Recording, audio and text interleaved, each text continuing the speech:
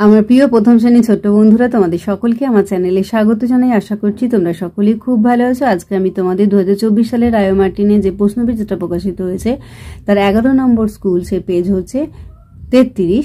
সেখানে তোমাদের প্রথম শ্রেণী ছোট্ট বন্ধুদের তৃতীয় পর্যায়ক্রমে মূল্যায়নের বাংলার প্রশ্ন দেওয়া রয়েছে। আমি আজকে উত্তরগুলো তোমাদের দেখিয়ে দেবো। ইতিমধ্যেই যারা চ্যানেলটিকে সাবস্ক্রাইব করে নিয়েছো তাদের সকলকে অসংখ্য ধন্যবাদ জানাই। আর যারা নতুন দেখছো তারাও চ্যানেলটিকে সাবস্ক্রাইব করে নিয়ে সাথে থেকো। চলো তাহলে শুরু করছি। দেখো, একের দাগের ছক থেকে কথা খুঁজে পাশে লেখো।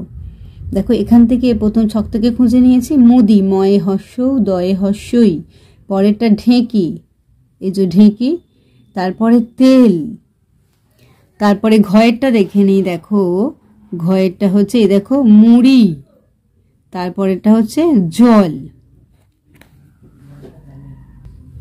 দুয়েরটা দেখো সঠিক শব্দটির তলায় দাগ দাও, সে ফল, এটা হবে খায়।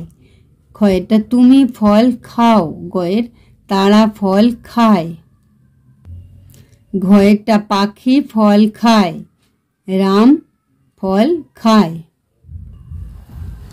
তিনের দাগে দেখো গাছের নানা অংশের নাম লেখো। লিখবে মূল, কাণ্ড, ফুল, ফল, পাতা, শাখা, প্রশাখা। চারেরটা কি বলেছে দেখো, শরৎকাল সম্বন্ধে 3টি লাইন লেখো।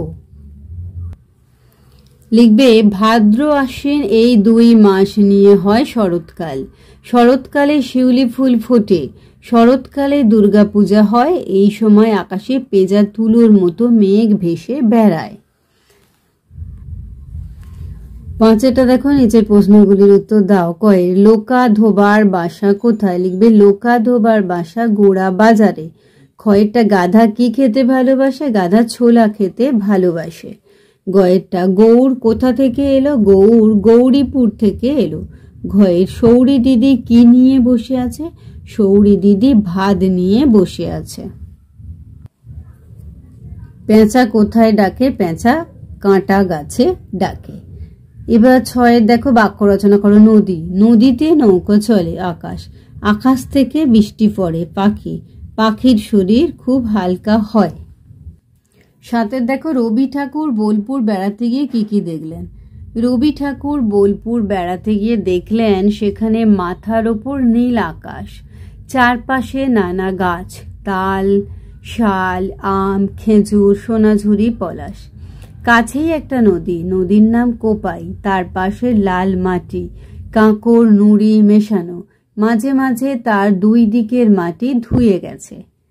তাহলে আমার প্রিয় প্রথম শ্রেণীর ছোট্ট বন্ধুরা, আজকে তোমাদের আমি 2024 সালের রায়ো মার্টিনে যে প্রশ্নবিচিত্রা প্রকাশিত হয়েছে তার 33 পাতাতে যে 11 নম্বর স্কুল রয়েছে সেখানে তোমাদের প্রথম শ্রেণীর ছোট্ট বন্ধুদের তৃতীয় পর্যায়ক্রমে মূল্যায়নের বাংলার প্রশ্ন দেওয়া রয়েছে।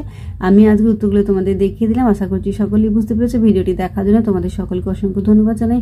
ভালো লাগলে লাইক করো, কমেন্ট করো, বন্ধুদের মধ্যে শেয়ার করো। আর আগামী দিনে নতুন নতুন ক্লাসগুলো পাওয়ার জন্য অবশ্যই চ্যানেলটিকে সাবস্ক্রাইব করে সাথে থেকো। তোমরা সকলে খুব ভালো থেকো।